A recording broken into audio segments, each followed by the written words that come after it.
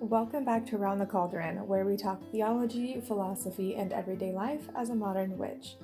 Today is the very first episode of 2021. Might be a little short, not sure yet, but we are going to be talking about setting good goals for your spiritual practice.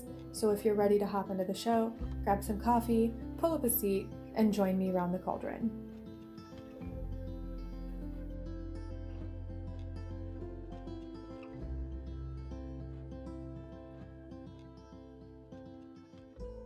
Before we talk about those tips, I just want to say hello. Hello to 2021. We are mostly moved into our new home. You might actually hear some construction noises in the background. They are still doing construction in this area, so you might hear like the beeping.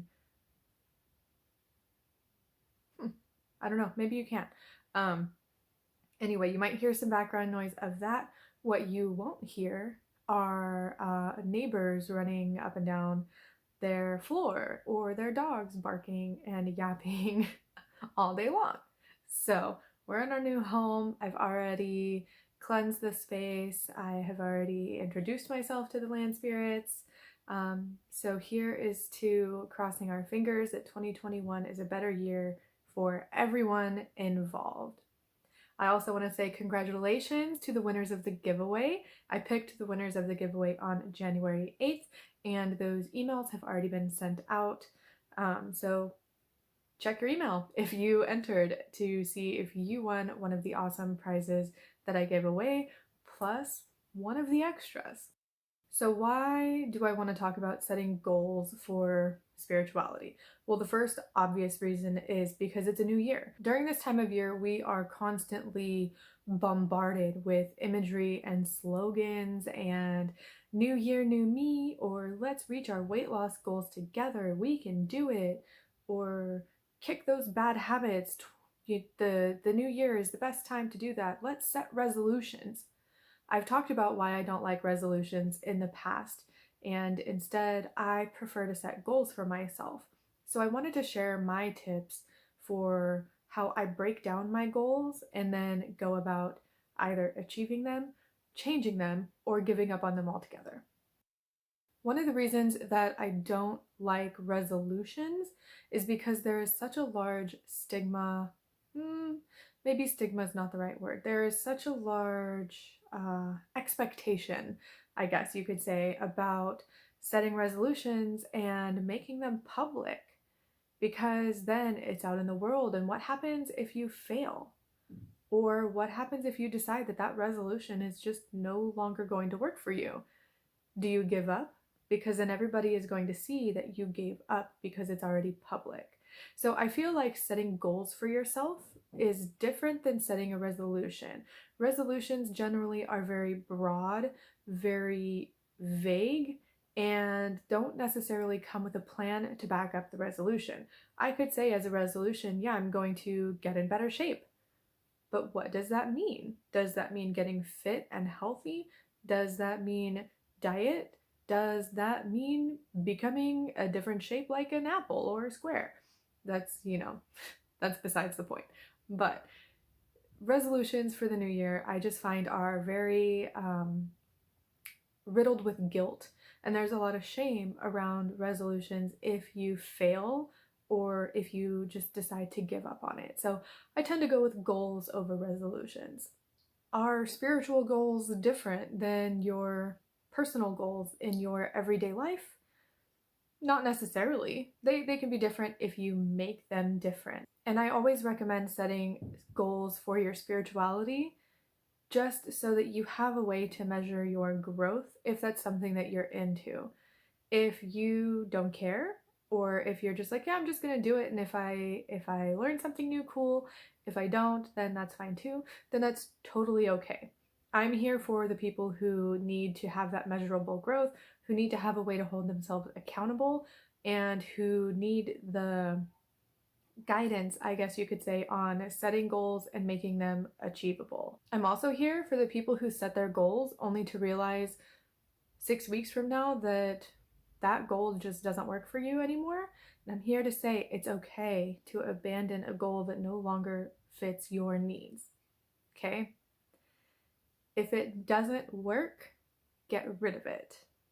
So let's go over a couple of things real quick regarding what a spiritual goal is.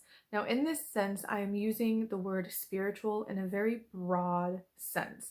For me, this is going to cover any sort of new age practice, any sort of occult practice or witchcraft practice or pagan practice, basically all of that encompassed together under the umbrella of spirituality.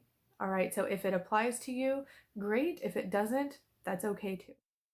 So for me, setting spiritual goals is important because it helps me track my progress, it helps me hold myself accountable, and it also gives me something to do. It's a way for me to track the things that I'm interested in, but also make sure that I'm doing the things I said I was going to do.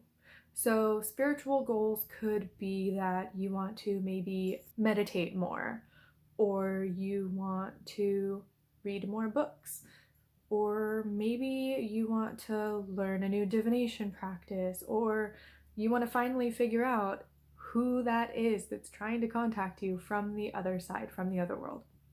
Those are all spiritual goals. And your spiritual goals don't need to be profound. It can be as simple as you want to meditate once a week for 10 minutes. Or, maybe you want to learn how to use your pendulum. Those aren't very profound goals, but that's okay, because one of the reasons that we set goals is for those goals to be personal to us and important to us. And that leads me into the next section. How do you figure out what a good goal is for you? Please keep this in mind that I'm only speaking from my own experience and my own opinion when it comes to setting goals. You might have a different opinion. You might have learned different processes. That's okay. So yeah, now that we have that out of the way. I have a couple of things written down in my notes that I think are important to consider when setting goals for yourself or making goals for the new year, or even just like the month of January or the next 6 months. The first thing that I think is really important when it comes to setting goals for yourself is that your goals need to be realistic for you. What's realistic for you is going to be different than what's realistic for me and for, your parents or your best friend or the neighbor down the street. Everyone's reality is slightly different. Everyone's truth is different. So your goals need to align with your truth and your reality. For me, it would not be unreasonable for me to say, okay, I want to learn Ogham this year, okay? Or I want to learn Irish this year, because those are two of my goals. However, if I were to have a goal of, 2020 is going to be my year, I'm going to make $1 million. That's not really realistic for me whatsoever. Because of the type of work that I do, that's not realistic. However, if you are in a line of work where that's possible for you, then a goal of making $1 million would be realistic for you.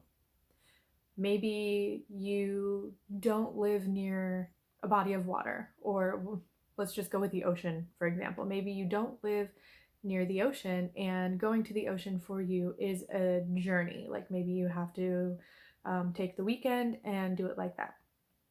You couldn't realistically have a goal of going to the beach every single day because it's physically not possible for you. It's not realistic. However, you would be able to set a goal of going to the beach once a month.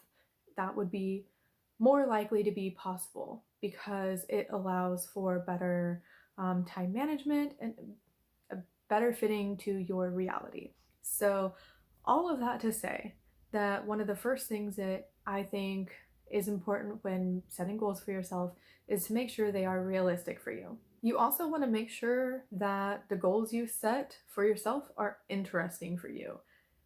I'm not going to set a goal to learn runes, for example, because it's not interesting to me. I have no interest in learning how to read runes or throw runes or use them for divinatory purposes. It doesn't fit my practice and I'm just not interested. So setting a goal to learn how to read runes just isn't practical for me because it would It wouldn't happen because if I'm not interested in it, I'm not going to do it. So when you set goals for yourself in your spirituality, if it doesn't interest you, don't do it.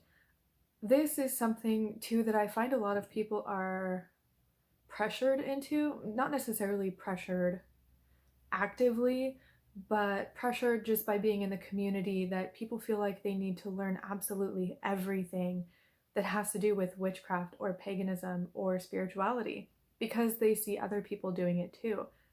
But if you're not interested, there's really no point. I'll use astrology for an example. I see, oh my gosh, witches and pagans everywhere using astrology and talking about astrology and sun sign this and moon sign this and rising this and this is in my 12th house. That's great and it's interesting to read about. But for me, I have zero interest in learning astrology because it just isn't something that I want to learn. I don't need to look up other people's charts. I have no interest in that. If I'm interested in my own astrological chart, I'm going to go to someone who knows what they're talking about. But for me, just to learn astrology just because, I really have no interest. So make sure your goals are interesting to you and don't feel pressure from external sources to set a goal for something that you're not interested in just because that's what everyone else is doing.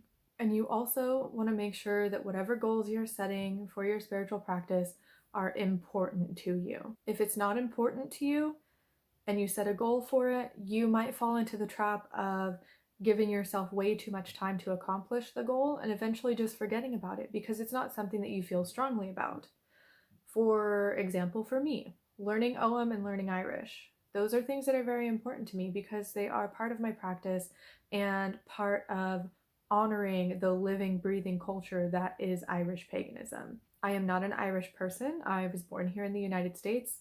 I do have Irish ancestry, but that's not really important when it comes to Irish paganism or being mindful of the living culture that is thriving in Ireland right now. So those are important to me. If I were to set a goal, going back to astrology again, of learning about astrology, it's not important to me. I probably either just wouldn't do it or I would forget and just be like, okay, whatever. I failed at that goal. It's fine. No big deal. So set important goals.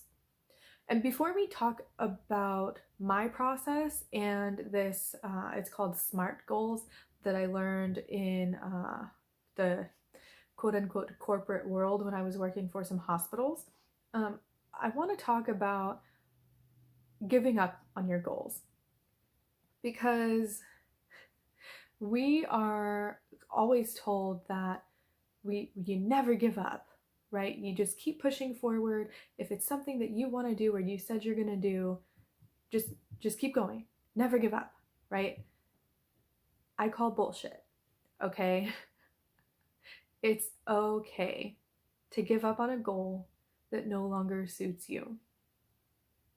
And I know I've had some conversations with people in some Discord servers, I think even in my own Discord server, about how they were learning something and then something else happened and they shifted focus and they abandoned one goal and picked up another.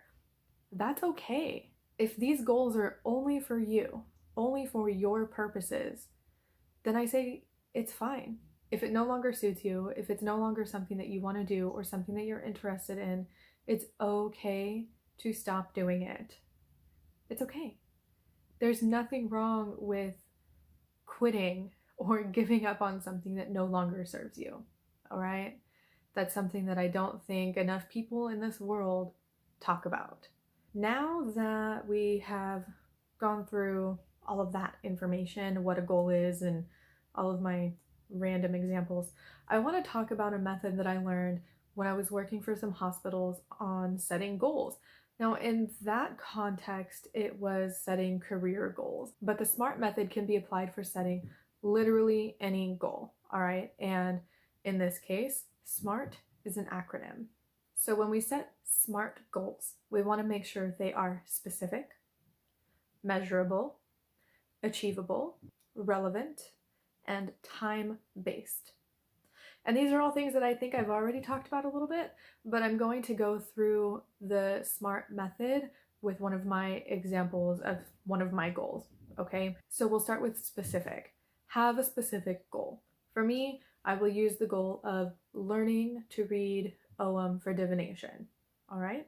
If you don't know what Ogham is, it's an ancient Irish alphabet that was commonly used as grave markers, and it is now used as divinatory practice. They're commonly carved on wooden staves and thrown, I believe, in a manner that is similar to tossing runes.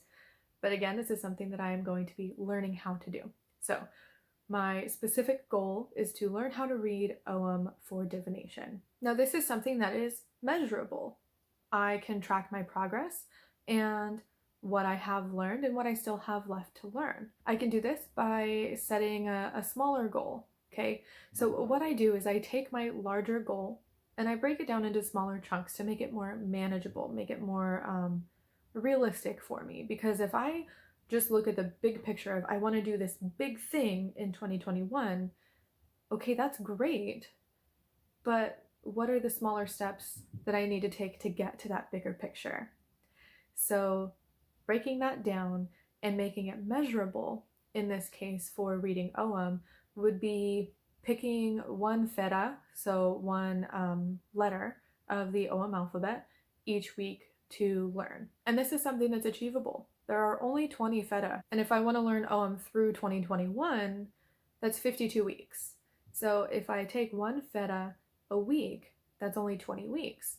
This gives me wiggle room too, so that during measuring my achievement level, I guess, for learning the Ogham, if I take one week and then the next week I'm going to pick a new one, I would quiz myself first. Okay, what do I know?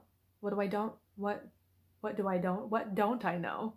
Am I comfortable with this feta, or do I need to spend another week with it? And then that gives me that wiggle room to really make sure that I am learning it in a way that is going to be retained and not just passively, a passing, what am I trying to say? Like, make it in my long-term memory, not my short-term memory, if that makes any sense. Learning Ogham is also something that's relevant to me. And this goes back to what I said about making sure that your goals are interesting and important and realistic. Learning Ogham is relevant to me because it's important to me. I find it super interesting. And keeping it time-bound to a whole year makes it realistic. I hope that breakdown of how I set my goals and plan for them makes sense. It was a little strange for me to write it all out like that, because normally it's something that I just think about and just then do.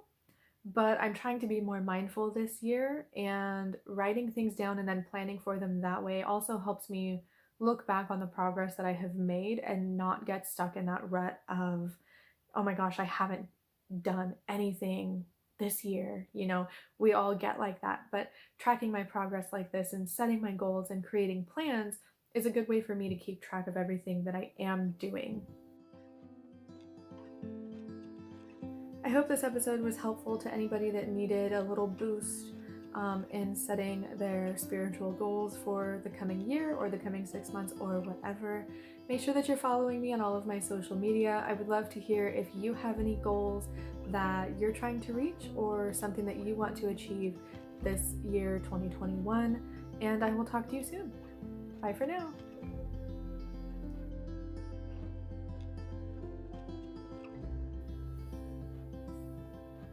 I'd like to give a big shout out to my patrons over on Patreon. Thank you so much for all of your support. If you'd like to join me over on Patreon, you can do so at patreon.com/roundthecauldron and get patron exclusive perks and content, and also help support what I do here on YouTube and my podcast. Don't forget, I also have a shop where you can book a tarot reading with me, pick up a guided meditation, or one of my crocheted goodies like an altar cloth or a goddess doll. Thank you all so much, and I will talk to you soon.